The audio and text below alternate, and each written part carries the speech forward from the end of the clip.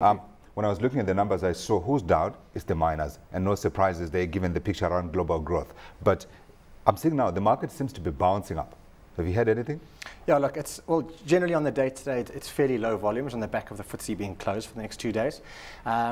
With regard to specific stock news, there really wasn't a lot of company news out on the day. And of course, everyone's looking at Europe and Greece and Spain and the American data that's been released. A lot of people are anticipating that there could quite likely be a third round of quantitative easing in America, which is known as QE3. How widespread is that view? It's according to Reuters poll, it's about 50% of the analysts who... So half. So about half. In fact, yeah. so there's a 50-50 chance here that there could be quantitative easing. Possibly, yeah. and that should make the market have a bit of a run up. Sure. And with regard to the ECB, it's about a third of the analysts predict a possible rate cut with the ECB on Thursday of 25 basis points, which will bring the overall interest rate to 75 basis points. So also trying to possibly stimulate the economy. Very unlikely. It's very touch and go, I think, on both fronts. The market is really scratching here. I mean, 0.75% in interest rates. I mean, what difference is that going to make in the life of the global economy? I think most definitely it will definitely start to spur the economy on. I think there's a lot of credit issues revolving around bonds and consumer lending and growth. Yeah. The jobless numbers in Europe, or the unemployment has hit an all-time high since the Eurozone got together of 11%. So there's definitely a lot of concern, and that economy as a whole needs some sort of stimulation. What worries you more, the China slowdown, or are we talking here more about the shocking numbers that we saw coming out of the US, or is Europe still the big issue? I think both. I think both are very, very key to global growth.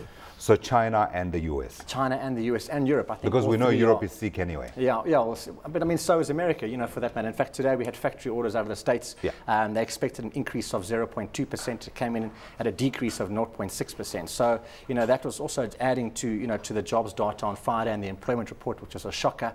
A lot of people were very, very disappointed. But nonetheless, we're actually not too weak today, having a look at the board. Exactly. We're really not that weak on the back of the 275 point drop in the Dow. So surprisingly, perhaps, I don't know if it's a bottom in the market. I don't really foresee some sort of capitulation in the market unless, Greece and Spain were to start to move out of the Eurozone, which at this point is again very unknown. Again, mixed views if or not they'll stay in the Eurozone. Yeah, in fact, the market took quite a big bounce because the last time we did an update, it was 0.28% down. And now that market, the final number I'm seeing on the day, we're looking at 0.09%. So there's been some money that is coming to the market. In fact, looking at the numbers, Anglo-American was down just before the close, 2 minutes before the close, now closing up 0.1% up. We're also seeing money coming into platinum miners, Anglo Platinum up 2.9%. Anglo Gold Ashanti up with that gold price, though we did see that gold price being under pressure, 0.5%. Green also showing, surprise for MTN, 0.4%. Even with that news hanging over that stock, that there is this supposed MTN executive who is admitted to having paid a bribe. What do you make of it? The market doesn't seem to be believing it. Well, I think that's what you've got to read into, with the market, how the market's trading on the back of that news, and we can see that MTN is really unfazed with regards to that bribery.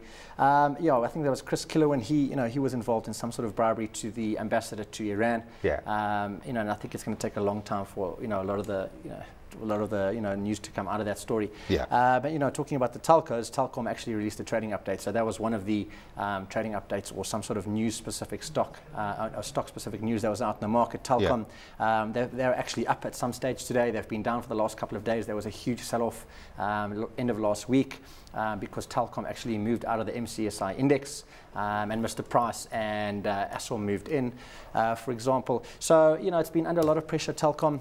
They actually released a trading update. They said that they expect their HEPS to be lower by between 30 and 35%. Exactly. So not too good for Telkom. I'm actually looking at the stock now, and that stock is now bounced. It closed the day 1.5% up, closing at 21 Rand 31 cents. That's a bit of a surprise.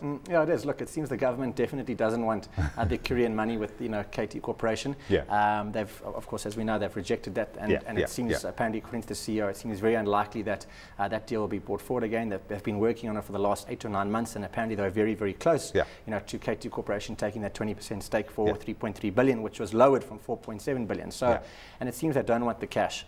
And they're not happy to give away Telkom at current prices. But Daniel, if the government is standing behind Telkom, would you be buying? Is this a buying opportunity? I don't know. Telkom is very, very unpopular, and if I were to say yes, but there's government money here. Look, it is government money. Perhaps it's at a bottom, it's at a low.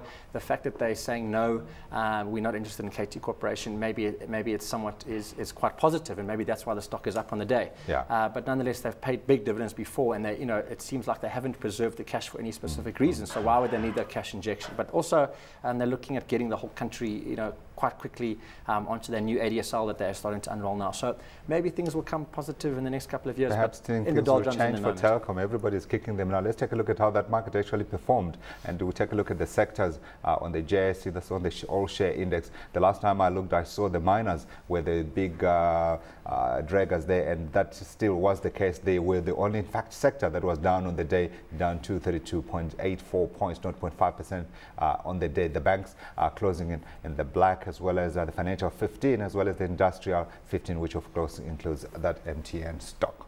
When you look at those sectors, Daniel, what do you make of them? Is money going in the right direction? Should we be putting money out of miners? It's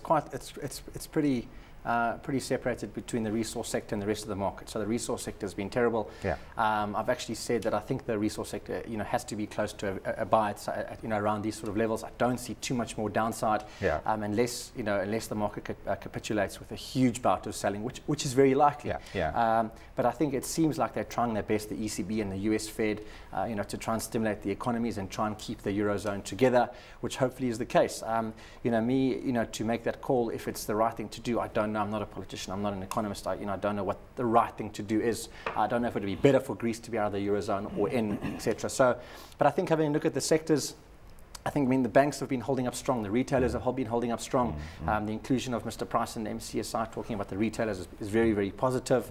Telkom, like I said earlier, having moved out of that. So, it's the resource sector, I think, somewhat starting to look attractive. We can see platinum shares had a little bit of a rally today, perhaps a bit of bargain hunting coming into the platinum sector. The likes of Lonmin, I think, Amplats and Implats were all up on the day. All up on the day, gold sector, the gold shares have had a very nice bounce in the past 2-3 weeks. But then again, gold has rallied about $100 off its most recent lows. So it was probably the right time to to be buying gold and to be holding on to those positions. Where it goes from here, I don't know. Gold, of course, very, very volatile. I think at these sort of levels, they're probably fairly priced in the short term for now. The gold stocks, platinum stocks, very, very volatile. Perhaps an opportunity to start buying, maybe start to getting an edge in the market there and starting to, starting to slowly accumulate stock. Again, hopefully we don't see a capitulation in the market. So you look at this market, and what do you think? Where do you put the money?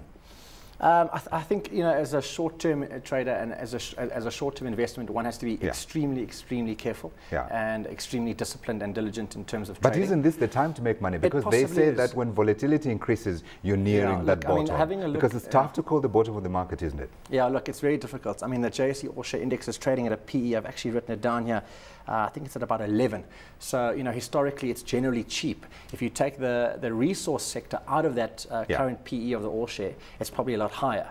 And if you, and also with the S&P 500 trading at a PE of around 12, and historically that's generally cheap, with a dividend yield of about 2.2% on the S&P 500, which is a very broad index. So historically, things, I wouldn't say cheap, but they're starting to look attractive relative to past data.